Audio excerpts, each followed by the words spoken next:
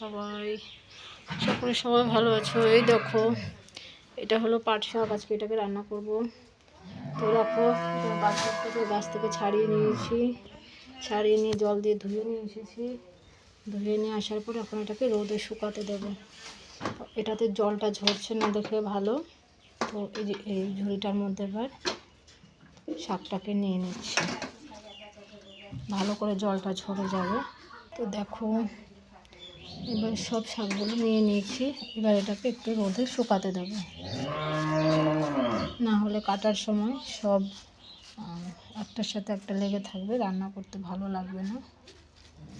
তো এটাকে এবার রোদে দেবো। চলো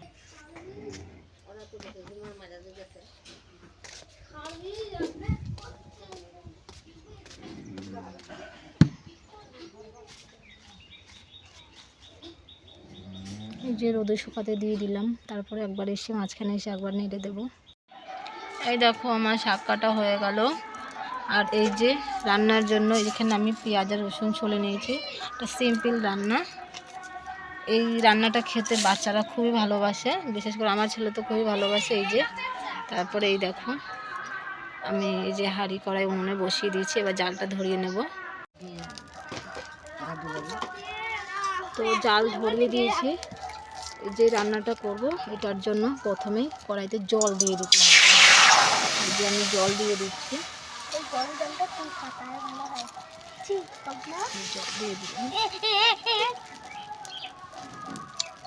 এবারে জলের মধ্যে দেখতেই পাচ্ছ জল গরম হয়ে গেছে। এবার এই যে দিয়ে দেবো এগুলো সব। এখানে আছে পেঁয়াজ, লঙ্কা আর রসুন। প্রথমে দিয়ে দেবো পেঁয়াজটাকে,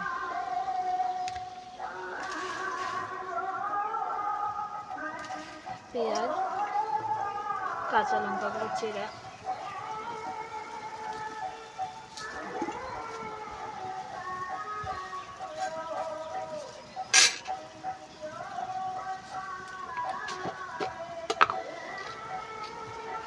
আর দিয়ে দেবো লবণ। তো হলুদটাও দেবো, হলুদটা একটু পরে দিচ্ছি। জলটা নাড়িয়ে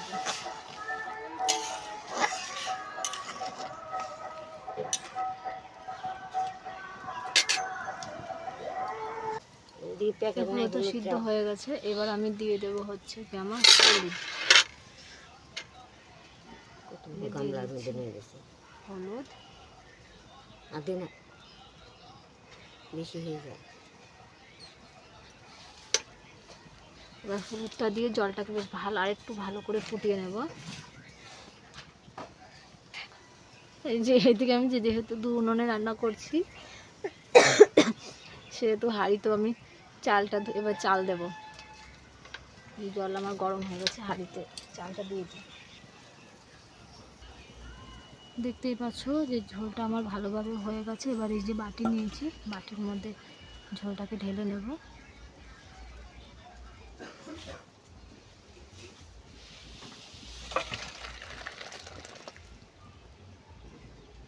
কড়াইটা গরম হয়ে গেছে, এবার কড়াইতে দিয়ে দেবো তেল।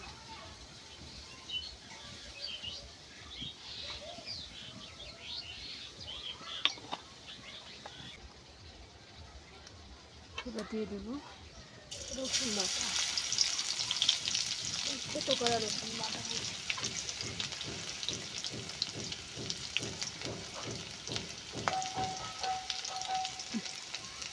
এটা ভালো করে নাড়াচাড়া করে নেব।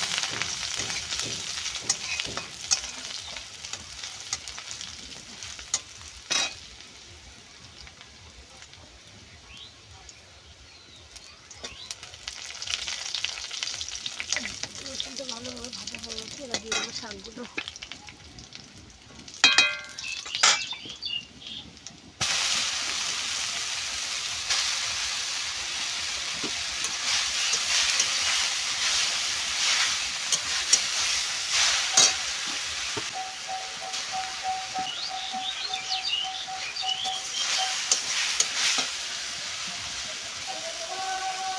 যেহেতু আগে ঝোলের মধ্যে আমি দিয়ে দিয়েছিলাম লবণ, তাই সামান্য অল্প লবণ দেবো। শাকটা যেহেতু একেবারেই কচি, তার জন্য একটু গলে গলে গেছে শাকটা।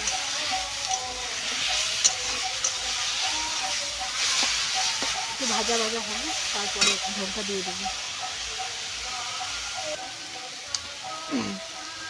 দেখো আমার শাকটা প্রায় ভাজা হয়ে এসেছে। এগুলো যেহেতু একদম কচি শাক, এগুলো যেহেতু ভালো মানে ভাজাটা বোঝা যাচ্ছে কম, আর এগুলো একদম ছোটো ছোটো গাছের শাক। আমার শাক ভাজা হয়ে গেছে, এবার দিয়ে দেবো আগে থেকে যে ঝোলটা সেদ্ধ করে রেখেছি ওই জলটা।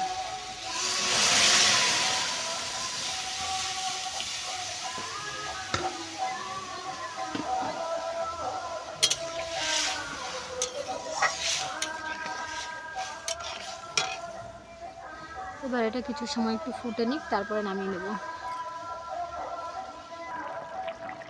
দেখতেই পাচ্ছ যে ঝোলটা আমার কত সুন্দর করে ফুটছে।